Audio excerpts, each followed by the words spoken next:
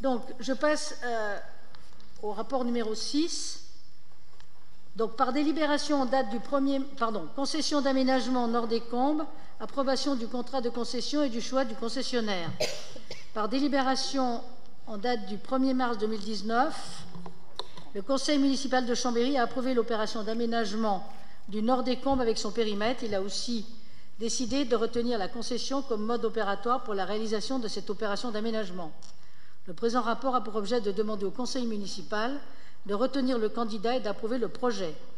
Alors d'abord, sur la procédure, elle s'est déroulée par la publication de l'avis d'appel à concurrence pour le dépôt des candidatures, avec une date limite qui était du 3 juin 2019 à 16 h. La commission de délégation de services publics pour l'ouverture des offres s'est déroulée le 4 juin 2019 à 15h30, et sur la base de jugement de l'offre concernant la valeur technique et qualitative appréciée au regard des capacités techniques et financières de l'aptitude du candidat à conduire l'opération. Un deuxième critère sur la pertinence et la cohérence de la proposition financière pour 40%, 40% pour le premier critère et 20% pour le troisième critère, qui est la capacité du candidat à prendre en compte les enjeux du projet et à maîtriser les délais de réalisation de l'opération. Une seule candidature a été réceptionnée dans les délais requis, celle de la SAIEM Cristal Habitat. La commission de délégation de services publics a rendu un avis favorable sur cette candidature et sur l'offre avec des demandes de compléments satisfaites par le candidat le 8 août. Il a donc été proposé de retenir cette candidature. En conséquence, le projet de contrat de concession, quant à lui, qui est annexé au présent rapport, correspond à la fois aux normes issues du Code de l'urbanisme, du Code général des collectivités locales et du Code de la commande publique. Ses caractéristiques principales sont la durée de 6 ans, une concession d'aménagement qui répond au principe d'aménagement spécifié dans le Code de l'urbanisme. Ce contrat prévoit un dispositif de concertation permanent sous la forme d'un comité paritaire de suivi présidé par la ville et composé de 3 représentants de chaque partie signataire.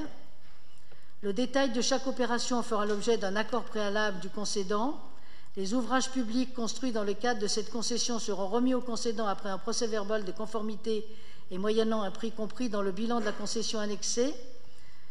Le coût pour le concédant des acquisitions d'équipements publics est fixé à 5 831 851 hors taxes.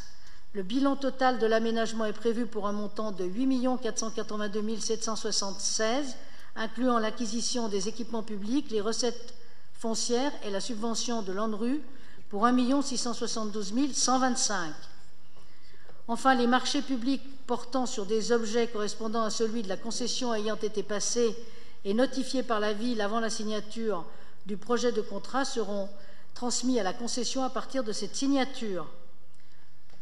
En conséquence, il est demandé au conseil municipal de confirmer le choix de Cristal Habitat comme délégataire de la ville, d'approuver le projet de contrat et ses annexes, d'autoriser le maire à signer ce contrat ainsi que les annexes, de me désigner en tant qu'adjointe à l'urbanisme ainsi que messieurs Walter Sartori et Jean-Claude Davoine dans leurs compétences comme représentants de la ville au comité paritaire de suivi, et de me désigner comme référente en tant qu'adjointe d'urbanisme, référente de cette concession.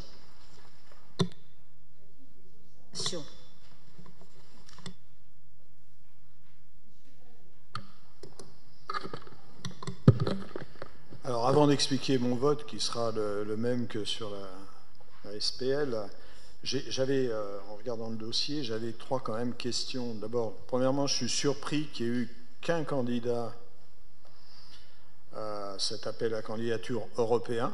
Donc, c'est quand même très surprenant, mais voilà. Peut-être que vous avez des éléments à fournir.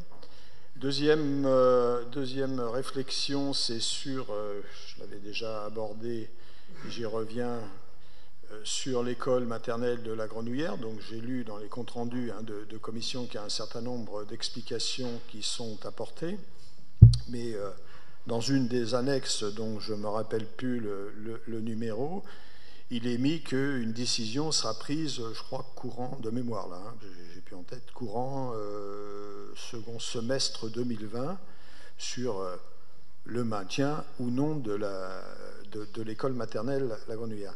Alors bon, ça c'est votre choix. On verra déjà au second semestre quelle sera la nouvelle équipe municipale. Est-ce qu'elle continuera sur cette décision? J'ai bien compris que vous souhaitiez démolir l'école maternelle de la Grenouillère. Moi, ce qui me pose problème, ben, vous me répondrez. Pas de souci. Je resterai jusqu'à la fin pour attendre la réponse. Non, moi, ce qui me pose problème, c'est que, comme je l'avais déjà dit, c'est vrai qu'il y a un aménagement global de tout le nord des Combes, qui est intéressant, et cet îlot-là n'est pas concerné puisque la décision est reportée, quoi.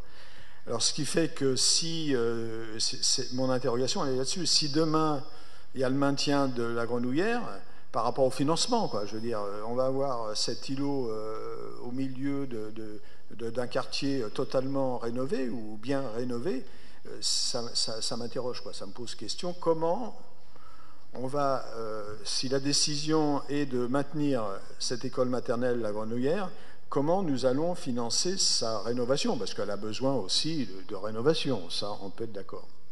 Troisième remarque, c'est sur le procès-verbal de la commission appel candidature, hein, c'est comme ça que ça s'appelle. Donc il y avait quelques réserves qui étaient indiquées, qui étaient tout à fait justes, hein. J'en ai répertorié deux, hein, sur la répartition des risques pour la collectivité, et l'autre c'était sur le montant des honoraires, je lis, hein, d'études. Et quand je lis, ça s'appelle un traité, je ne savais pas ce nom, un traité de concession d'aménagement, je ne retrouve pas ces réserves dedans, puisque les risques que j'ai lus dans ce traité de concession m'apparaissent totalement encore élevés, quoi, pour la collectivité. Voilà les trois remarques. Sur mon vote, comme j'ai dit, il sera le même, hein, parce que, bon, de toute façon, avoir une cohérence aussi avec ce que j'avais émis comme vote je crois que c'était le Conseil du 1er mars, hein, où s'était passé la délibération sur le principe d'une concession d'aménagement.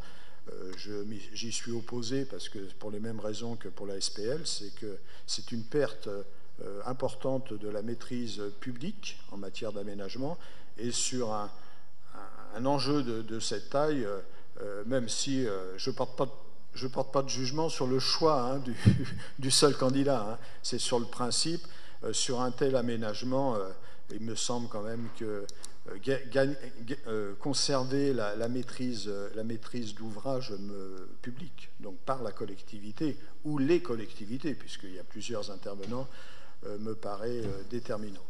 Voilà. Donc je voterai contre le rapport.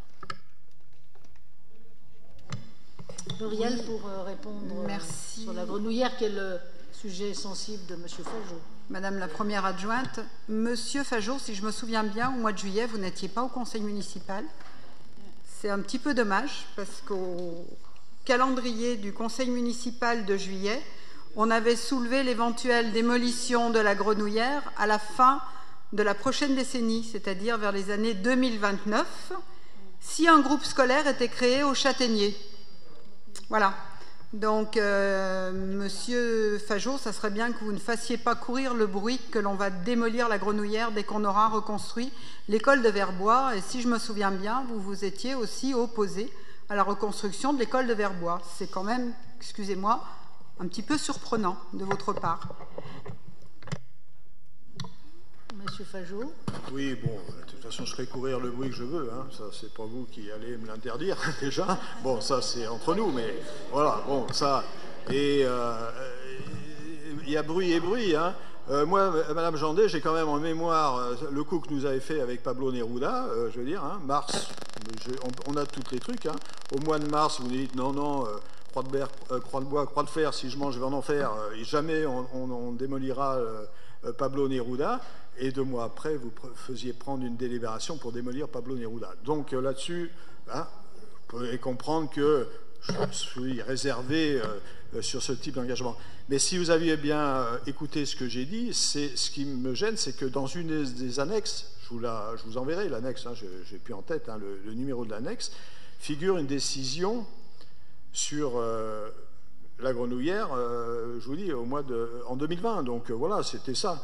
Et la question que je posais, elle était au-delà de la rumeur que je pourrais véhiculer, c'est de savoir comment on fait si l'école est maintenue alors que tout sera rénové et puis il restera cet îlot. Alors bon, c'est normal qu'on s'interroge quand même, hein, si on ne fait pas de travaux d'aménagement juste sur ce bâtiment, puisqu'il ne restera que celui-là sur l'ensemble du périmètre, on peut s'interroger légitimement. Voilà.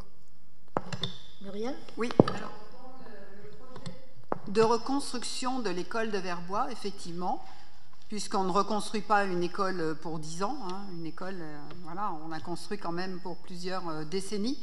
Il est prévu, effectivement, d'intégrer les enfants de la Grenouillère. Si on reconstruit donc un groupe scolaire au Châtaignier, il faudra donc redistribuer les cartes, redéfinir la carte scolaire sur les Hauts-de-Chambéry.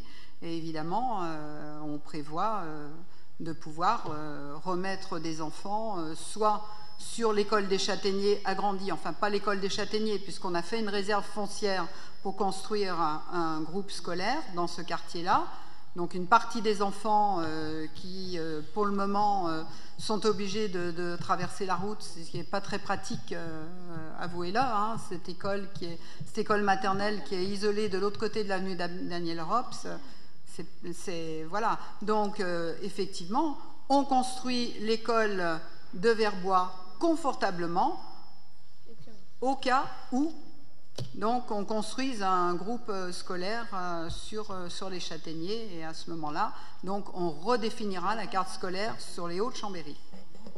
Mais c'est pas tout de suite, hein, c'est dans 15 ans, 20 ans. Voilà, la décision se prendra pas dans le mois prochain. Et je vous rappelle que pour l'école Pablo Neruda, il y avait 40 élèves qui étaient inscrits à la rentrée. Hein, donc la décision, effectivement, devant ce manque d'effectifs et ce peu de dynamisme qu'il y avait dans cette école, donc la décision a été prise, effectivement, et je pense que c'est une bonne chose d'avoir fermé cette école qui était insalubre. Merci Madame Jandet. Je vais mettre aux voix qui est contre. Ah oui, les administrateurs de Cristal Habitat ne prennent pas part au vote. Qui est contre? Qui s'abstient? Donc le rapport est adopté.